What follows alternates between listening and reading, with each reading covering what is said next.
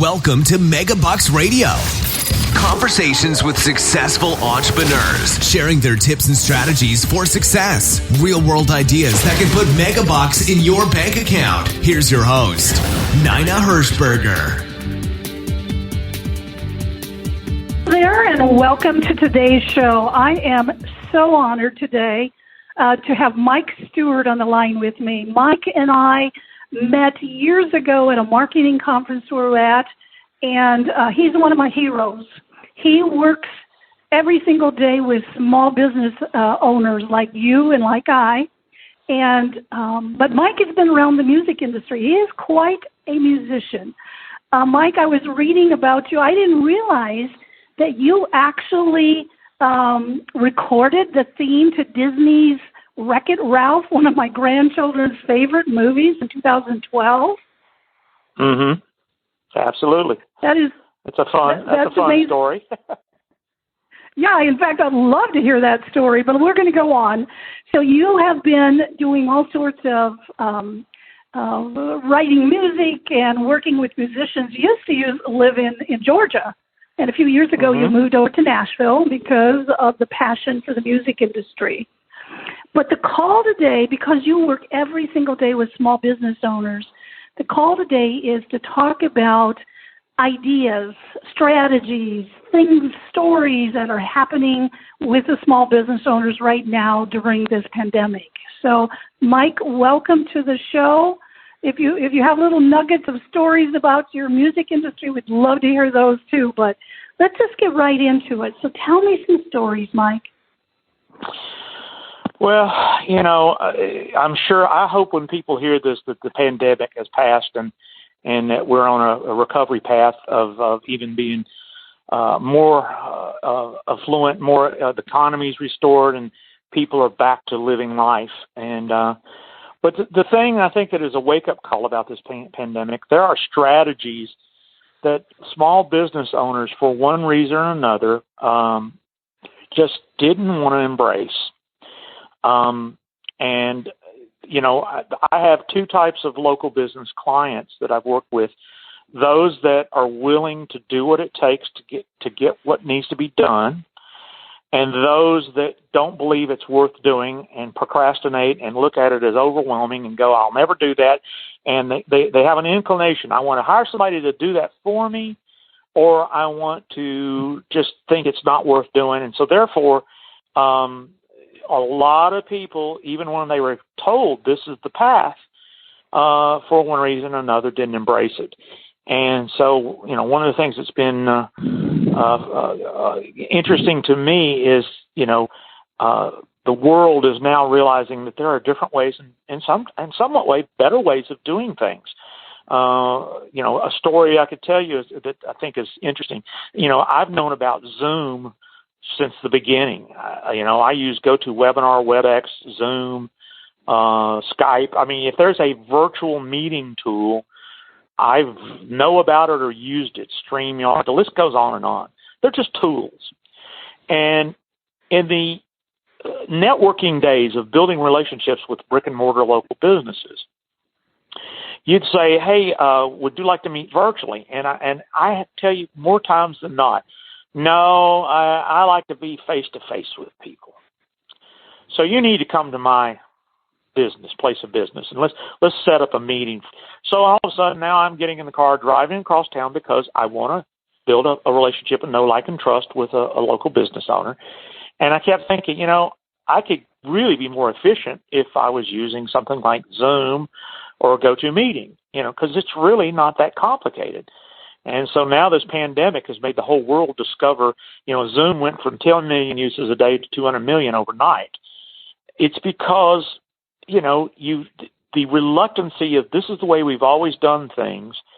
When you bring in new technologies, new strategies, new ideas, change is hard for people. It's not a criticism. It's not complaining. It's just an observation. And I've just always been somebody that, even back when you get into my music history, I owned a recording studio starting in 1979. That's over 41 years ago I started my recording studio. And, to record audio was a technological strategy. It was a learning curve. I mean, everybody in the world didn't know how to professionally record. And I became an audio engineer. There were no schools for it. You had to either be an apprentice, work at a studio, or learn through the School of Hard Knocks, which I did a little bit of all of that. And so I have, 41 years history of understanding how audio and video and advertising and marketing work on those technologies called radio and television. And then along comes the internet, and I said, oh my gosh, the internet's nothing more than television for everybody. It's radio and television, and more so today than ever in the history of the internet. It was very slow television and audio and radio 20 years ago, but now, I mean, traditional television and radio are diminishing because the world listens to streaming audio and streaming video, which are just delivery methods. The content creation side still takes people to be creative and create content that people want to connect with. So when you bring all these technologies and the delivery methods into the equation, local business owners, I've got a top 10 strategies that local businesses don't pay attention to. I mean, I just see it over and over and over again. So I love to share those things, and then we can talk a little music before we end it. But sounds like all I'm doing is the talking, so I'll let you talk a little bit. Well, no, Mike, that's exactly what I wanted you to do. So let's do a couple of those strategies, and maybe then when we get done, you would offer those listening maybe with a place where they can go and get all 10 of those. But give me a couple of those strategies that you're seeing, because you had two people. One that you've worked with that said, yep, I'm going to do everything you say, Mike, and I'm going to get it done. And then there were others that said, well, Mike, I don't have the time. I'm just not very good at it. I don't have the money to hire somebody. So they didn't do it. And it's probably my guess the people right now that are in the worst situation are those in the second category. Am I right? Absolutely. And it breaks my heart. The people that in the small businesses, chiropractors, plumbers, service industries, people that are still essential businesses. My heart goes out to the what's been deemed non-essential. Sadly, the music industry is non-essential. Therefore, there's no live performances. There's no restaurants. There's no travel. This is the first month in 40 years that I've gotten by on one tank of gas. It's you're seeing things that they can't escape it. No amount of marketing is going to fix those things. But when it recovers, there are lots of businesses. The total economy is not going to be destroyed. But what happens is there's a lot of businesses that should have embraced some of these strategies. And my business clients that are local businesses, which are majority of them are in service businesses, particularly pest control, they're slammed with business because of these strategies. They're being found and they're getting called on, and they are necessary safety measure essential services. So pest control, all of our pest control clients that did the things we told them to do, the phone is ringing off the wall because people are home, they're finding problems. Nobody wants to live with rodents and pests, and they're assuring people that they can safely treat their homes from the outside and keep them safe. So strategy number one that I tell every local business, understand what the Google My Business service is. It's free. It used to be called Google Maps, Google Places.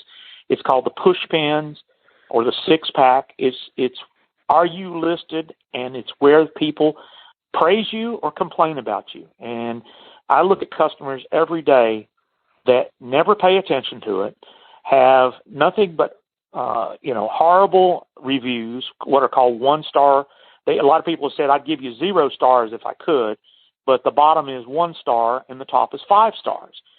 And so we tell all of our coaching clients, I call them coaching clients, but web local business clients, don't ignore your Google My Business. Claim your listing. You should have been all along asking for 5-star reviews. All of our clients have 100+ 5-star reviews. So therefore, when people are looking for their services, these essential services, they're ranking very high in the very first thing you see, because the pecking order with Google is paid ads, the 6-pack, and then organic search. And so many people say, well, I never looked at that. I got a person who handles it. Well, I can look at it and tell you in 30 seconds if it's been handled. And it's amazing how many businesses have ignored this, and it's hurting them. And there's several other strategies. Knowing your SERP terms. Before you go on, let's go down to that review thing. So how do they get the people to actually do the reviews? How do they make it easy for them to do that? Well, number one, with all our clients, we make a clickable link that works on cell phones, tablets, and computers that says "Review me on Google," and so it's one tap, and then business owners have to understand: the person who reviews you has to have a Google login, or they can't give you a positive. They can give you a negative or positive review, 1 star or 5 stars, but Google will not allow anybody that doesn't have a Google login or a Gmail address to give a review. And so you have to just be diligent with your good customers and do whatever you can. And I don't know if it's terms of service to incentive, if I can come up with the word, give them an incentive to do that. We're told not to say that, but let's put it this way: do whatever you can to get 5-star reviews, and make it easy. Have a link on your website that people can tap on their phone, and immediately it just says sign into your Google account and leave a review. And then you hit the 5 stars. And if you just said something as simple as "Nina does an amazing job, I recommend her," that's a great review. So, and Mike, you're saying if somebody has an AOL account, AOL email, or a Yahoo, they can't leave a review. Absolutely. They have to. They have to be logged into their Google account to leave a review. Okay. So would you let those people go, or would you try to get them to sign up for Gmail and get it? That probably doesn't make sense. Well, what you do is you keep asking and asking until you get 100 reviews, and when you get to 100, you keep going. That's the answer. Okay. There's millions of people in your market with the Gmail addresses. And I've actually had customers say, well, it's just too hard. I said, you're not trying hard enough. It can't be done. I have a client who's done 1,600 5-star reviews in the city of Tampa. Don't tell me there's not 1,600 people in the city of Nashville that could give you a positive review. I'm just asking for 100. That's realistic. I don't care if it takes you 3 months to do it, 6 months to do it. It is a strategy that is life or death of your business. And it probably you don't stop at the 100. You keep going, because if you stopped at one time, let's say you got to 100 2 years ago, and then you never asked again, that also wouldn't be good, would it? Absolutely not. The thing is, let me ask you, do you need to breathe to live? Yeah. Well, why would you stop at 100 and say, well, I'm done breathing?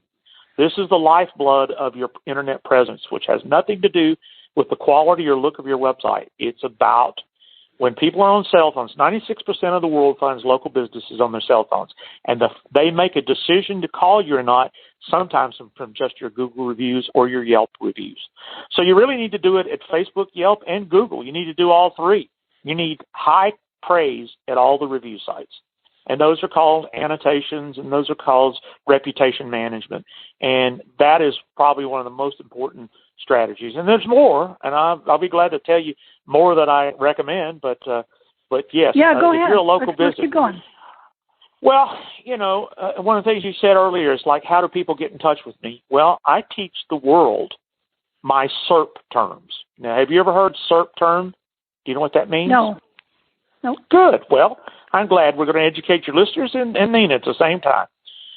SERP is a search engine SEO term meaning search engine results page, SERP. And it means people type words into Google or Bing or Yahoo or whatever search engine for that matter.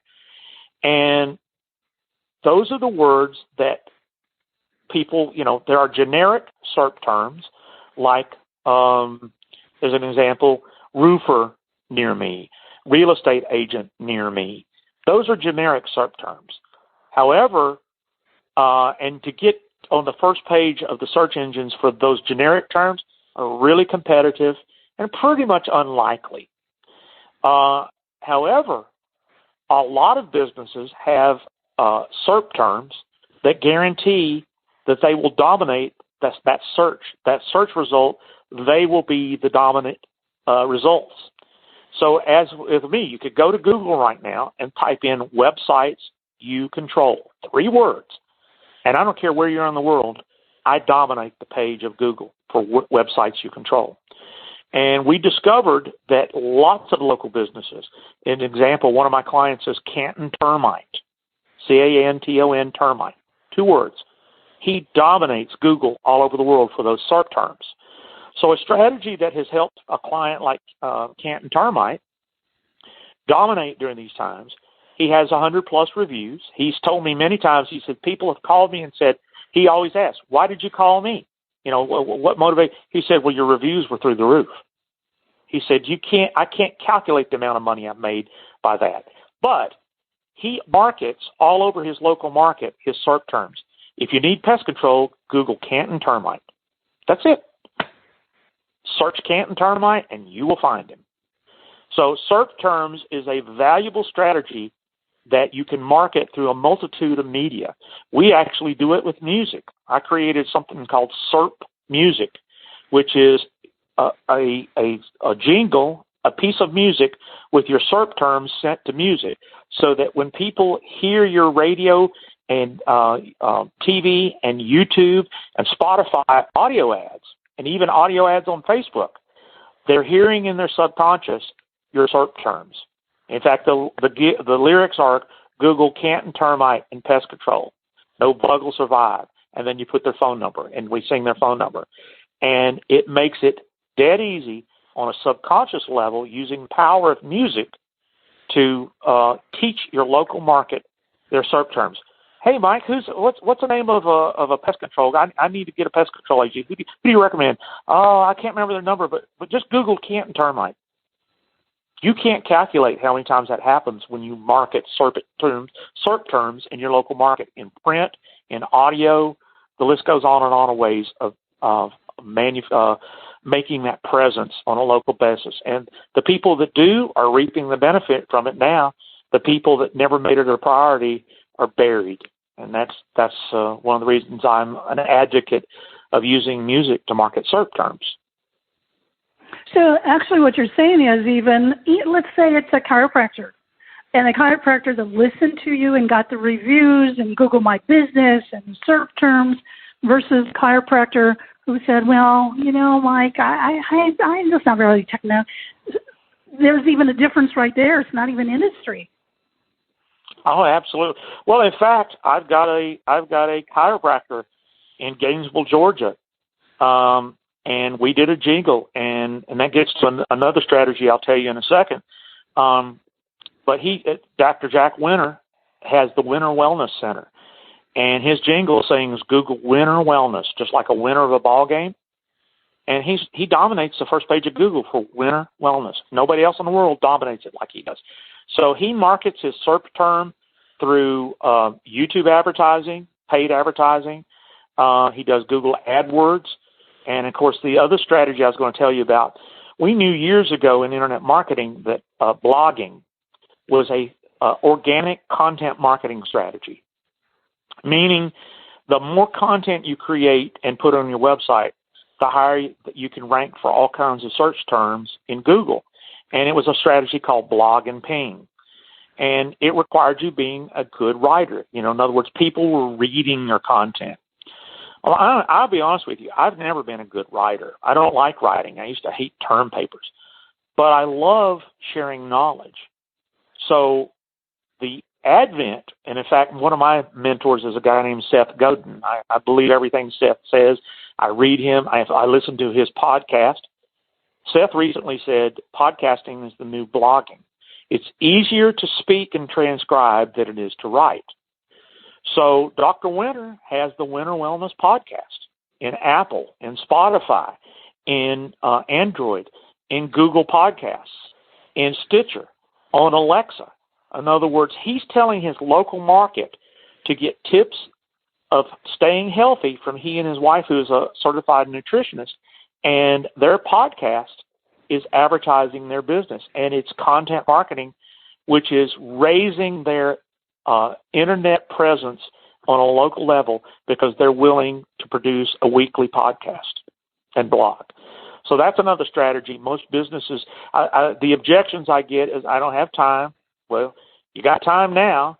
I don't have a budget. Well, you either got a budget, time, or money, or it never happens.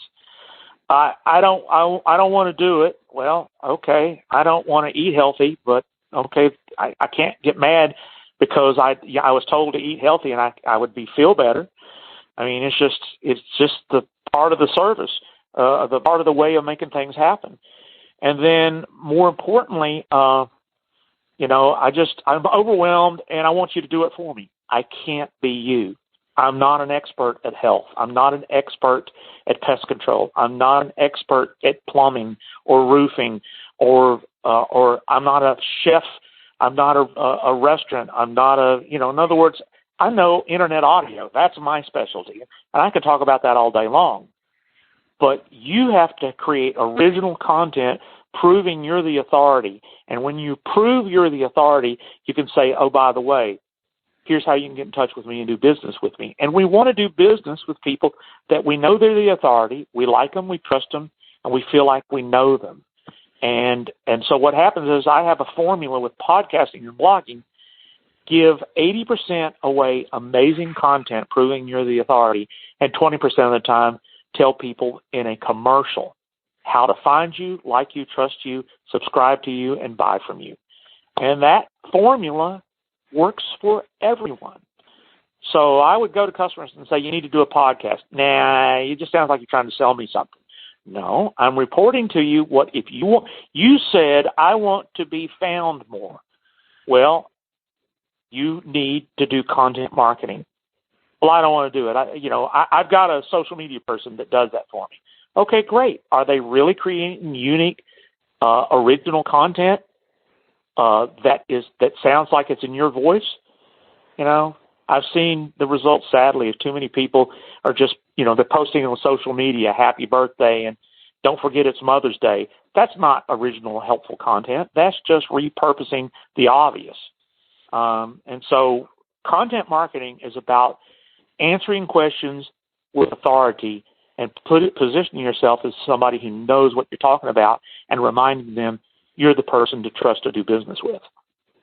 And that's what local businesses, we do podcasts for pretty much all of our pest control agencies, and they're seeing a rise in the search engines, and their phones are ringing because people are liking it. In fact, my podcast in pest control, it's called the Pest Control Marketing Podcast, is the number one lead generator for all the new business we get. So.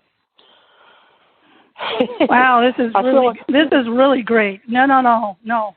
This is amazing. In fact, this is why I'm doing so many of these radio programs, podcasts, is what you're saying. I mean, I've done 14 of them in the last week or so. So, no, keep going. This is great. Well, I didn't really go in order, but the top 10 strategies, and I'll just kind of quickly review: Google My Business or Google Maps, and making sure your reviews are right. Number 2 is become an authority site. The only way you can become an authority site is posting fresh content. Most people get a local business website and never look at it. Is your homepage converting strangers into customers? Most times, most websites I see for local businesses are just gorgeous, colorful brochures that sell nothing. There are strategies, what we call response triggers, which is pure Dan Kennedy and GKIC. I would rather have an ugly site that makes people aware of what I can do for them and ask them to take an action than to have a gorgeous photo that sells nothing. Once again, blogging, podcasting, text message marketing. We use a company called Twilio that makes it dirt cheap to give away free content, coupons, you name it, incentives to do business with me straight to their cell phones just merely by dialing a phone number. There's a new website called repurpose.io that I'm real excited about. I'm using it personally. It lets me take my podcast and repurpose it to all the social media sites with the click of a mouse. You build templates, you upload the RSS feed to your podcast to this system, and for very little money, I can be, as Gary Vaynerchuk says, everywhere. You got to be, as he said. Let's stop right there. So repurpose.io. Mm-hmm. Is that what you said it was? Here's what I've heard in that particular thing. They're saying if you don't post organically, if you don't post on Facebook and LinkedIn and Twitter and Instagram, just if you try to use some sort of a service, it reduces the engagement. Are you not finding that is the case? Not when it's audio content like a podcast. And of course, you should intersperse some other content that is unique to those things. But I want to take my podcast and repurpose it in YouTube, Instagram, LinkedIn, Facebook, and to business pages and to business groups. Not so much my personal social media where your wife looks at the grandkids and everybody looks at what they had for dinner last night, and I saw today everybody's posting their senior pictures, and then there came a report out that that's dangerous because scammers are using that to steal identity. So it's like, oh my gosh, every time somebody comes up with something fun in the social media world, for me, social media is there's business social media and there's personal social media, and so repurposing my podcast as a post on my business page or in my private group, we have engagement because we've built the trust. I just don't want to take the time. It reduces my workload. It saves me 10 hours a week from things I should be doing. That's why I like it. Sure. Yeah. Makes sense. But at the same time, if I had to manually post my podcast everywhere it needs to go, I'll tell you what happens with me personally. It doesn't get done. But now, because of this tool, I can make a podcast and instantly put it up on my YouTube channel. And, people are listening to podcasts on YouTube. So it's just there's so many strategies. It's called pillar content and micro content. And in fact, I'm going to give you an opportunity to get my slides that really go into detail of how all this works here in a second. And then the final thing is optimizing paid advertising. There are so many places to buy eyes and ears. Google AdWords, Bing ads, Yahoo ads. But probably one of the most overlooked opportunities is YouTube pre-roll advertising. And that's what we're doing with a lot of our local clients is we are buying local TV ads on YouTube with SERP term jingles. And what's great about this is we preload the ads with the SERP term jingle. In other words, it opens with the SERP term jingle, has a direct response ad in the middle, and then closes with the SERP term jingle. Now, 90% of the people skip the ad on YouTube. You've seen this on YouTube. You're looking for a video about XYZ, and most people skip the ad. Well, guess what? You still hear the SERP terms: Google, Canton, termite, and pest control. So we don't care if they skip the ad because they're hearing in their local market. I can go into YouTube and say, only run this ad within a 40-mile radius of my zip code. So it's dirt cheap advertising using SERP term jingles on cell phones when people are searching YouTube. And then Spotify, Pandora has paid advertising. And then, of course, we put our jingle ads in our own podcast. In my podcast, I go, and now here's a word from our sponsor. And we run our jingle and we run our ad, and then we come back to our show. It's my podcast. So the only advertiser on my podcast is me. And then the last strategy that's exciting for local businesses is the resurgence of QR codes. QR codes are those funny little squares with lots of little checkers in them. And the reason they failed a few years ago when they came out 10 years ago is people had to download a special QR code app to make them work. And people didn't know to do that. They didn't understand it. It was clumsy to use, blah, blah, blah. Within the last year, all of the manufacturers, Android and iPhone both, have made the camera and the actual phone itself know how to use a QR code. So now all you do is act like you're going to take a picture of it, and the QR code responds on your phone.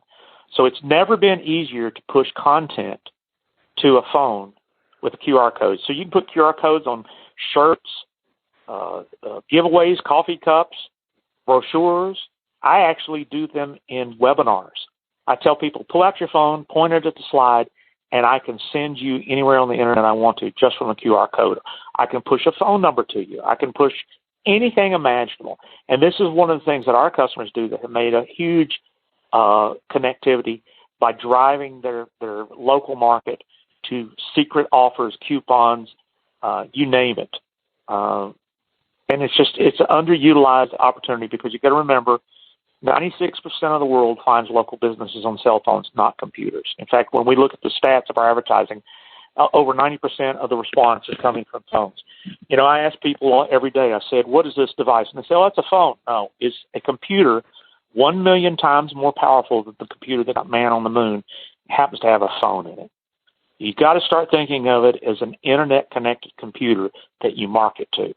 And those are the strategies that most local businesses either didn't have time for, didn't pay attention to, and now is the time to really start paying attention to it, because the people who are willing to do what it takes to make it happen can really come out ahead when this is all passed.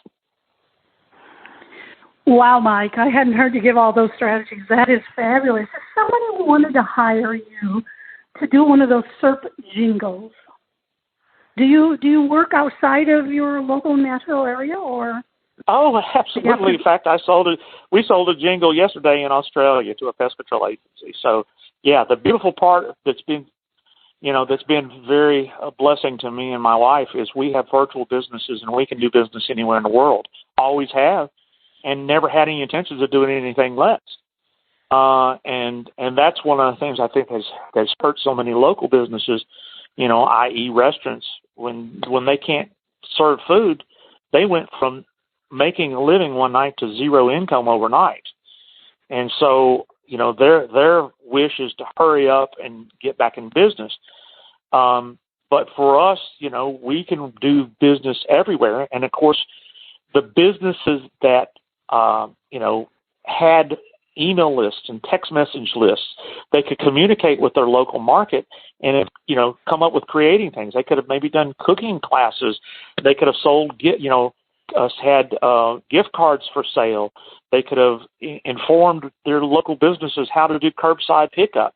They could have told people it's amazing how many restaurants were on Uber Eats and Grubhub. I mean, it's like there was an opportunity to get into these systems, but overnight, some businesses weren't. The difference that I did and the difference I try to help my customers is, become as virtually connected as you can and create as many things that you can offer all over the world versus just in your backyard. You're an expert at anything. You should have a Kindle book. You should have virtual classes, a membership site. The list goes on and on of things that people could and should do. And of course, I love this objection, Nina. Well, you're just trying to sell me something. Yeah, we're all trying to sell something. But I'm trying to be a reporter. I'm not. You have the decision to think I'm giving you good information or you think I'm trying to sell you something. We're trying to sell something. That's what makes the economy work. That's how the economy works. And when you have nothing to sell, your economy stops. And that's what I'm passionate about, trying to help everybody say, look, have multiple streams of income and don't ignore the power of connectivity with the internet. And you don't have connectivity with the internet if you have no internet presence. So that's an interesting question. I'm looking at the clock, and we're almost out of time. But I'm going back to your pest control. So they're still working because they can go around the outside, but have they embraced having some sort of a membership or some sort of a this or that? Have they moved into that area as well? Well, as Dan Kennedy used to say, some will, some won't. Yeah, some have and some haven't. And, we don't work with everybody in the world, but all I know is the ones that work with us have, we're in a good position to be found. And I guess I'm hopefully I haven't lost train of thought of this question. every business is different. Some can work, could work now, still considered essential services. And, and other businesses, rank very poorly, even though they're an essential business. They're not found. They don't have an email list. They're not connecting with the local market. I actually had one client, stop his advertising. This is the worst time to stop advertising. This is the time to do everything and anything you can to stand out from the crowd. And, that's why, we contacted all of our existing customers, and we put what was called a red top bar COVID-19 disclaimer to let customers know that they're aware of this and they're going to keep their customers safe when they have a problem. And, there's just so many things that you can use the internet for to stay in touch and build that great relationship with customers on a local or a worldwide level. And preferably even a worldwide level. So do both. What you're saying is don't do one or the other, do both. I can't tell you what to make money from, but my partner in the pest control podcast owned a pest control agency, and he was purely a local business. Now he's a worldwide pest control coach, and I am the online sidekick, and he's the offline consultant. And we have built a worldwide consulting coaching business to a niche. And that opportunity is available to everyone. But you can't start it overnight. We've been working on this thing for 3 years and we'll never stop.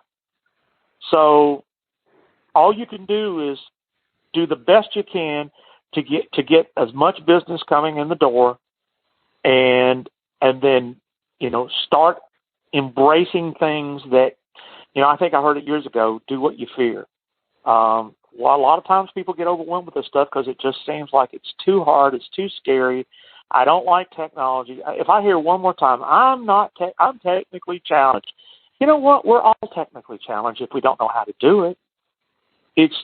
Are you willing to do what it takes, time and money, budget-wise, to get past what you don't know? And that's, when somebody says I'm technically challenged, my answer is, yeah, when it comes to flying a jet airplane, I'm technically challenged. I just don't choose to invest the time and money to learn to fly a plane. I'll hire a pilot. But if I wanted to learn how to fly a plane, I could do it if I really wanted to. Mike, this was amazing. I'm looking at the clock. We are out of time. If somebody wanted to get a hold of you, if they wanted to do one of those surf jungles with you, how can they get a hold of you? Well, the easiest way in the world is go to websiteyoucontrol.com. In fact, at my red bar at the top of my website is over $400 worth of free gifts, and you don't even have to opt in or anything. You don't have to tell me who you are. You can go to websiteyoucontrol.com, Google Website You Control, and SERP music. Everything I do is linked right from that website. Or you can go to serpmusic.com. I'm actually looking for folks that want to be a rep in your local area, because I think there's millions of SERP jingles that don't exist, and they need to in the coming months and years. So I'm kind of the guy that has brought Music City, USA to the internet world, and that's why I moved to Nashville, because there's so much amazing talent here. I'll leave you with the Wreck-It Ralph story, and then we can call it quits. Maybe you can edit some of this out, but I want to tell you, because of the internet, my old band called Buckner Garcia had a very nice presence on the internet. If you search Pac-Man Fever and Buckner Garcia, we're all over the internet because of me and my partner, Jerry Buckner. And in 2012, Jerry called me one day and he said, "You're never going to believe who called today." I said, "What's who?" He said, "Disney." I said, "Wow, that's a good call." He said, "They got some movie called Wreck-It Ralph." I said, "I don't even know what it's about." But they said it's about 80s video games. And they said, "Would we be available to record the theme song as if it was Pac-Man Fever?" And I said, "Well, sure, let's do it, Jerry." And he said, "Well, unfortunately, our lead singer, Gary Garcia, had passed away a few years prior. And he talked to Disney and he said, look, Gary, our lead singer, is no longer with us. He said, well, as long as you're Buckner Garcia, that's what we want in the movie. We knew you had the hit record Pac-Man Fever in 1980. We think you'd be great to do our theme song to Wreck-It Ralph. So therefore, that was September of 2012. And we said, okay, we'll do it. We'll get our old drummer. We'll get everybody that's still around. We'll get them together and we'll record the song for you, because they'd already had the song written. And they said, oh, by the way, we need it in 2 weeks.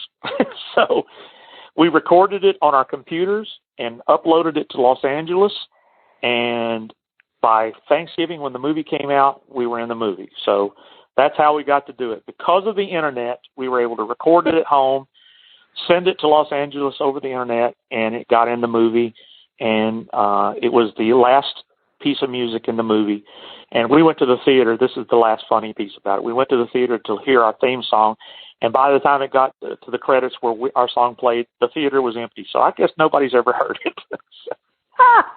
Well, I'm going to have to get I think my son has the DVD for his kids. I'll have to listen to it. Oh, Mike, thank you so much. So generous of all your ideas and your thoughts. I'm amazed. I've been just writing, and I've been in this industry for years too. So what a gift to have you on this call. So thank you. You're welcome, Nina. It's my pleasure. Just reach out anytime, and good luck with your show, and hopefully our paths will cross. Where in the world are you? I'm in the Indianapolis area now. So we used to live in northern Indiana, but we're in the Indianapolis area. So okay, well, that's not too far.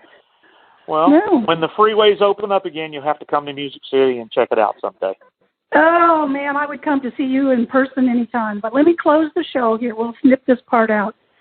So until next time, I'm Nina Hirschberger. Remember, if you haven't gotten your SERP jingle, Mike is your guy. Thank you for listening to Megabucks Radio with Nina Hirschberger. To learn more about the resources mentioned on today's show or to listen to past episodes, visit megabucksradio.com.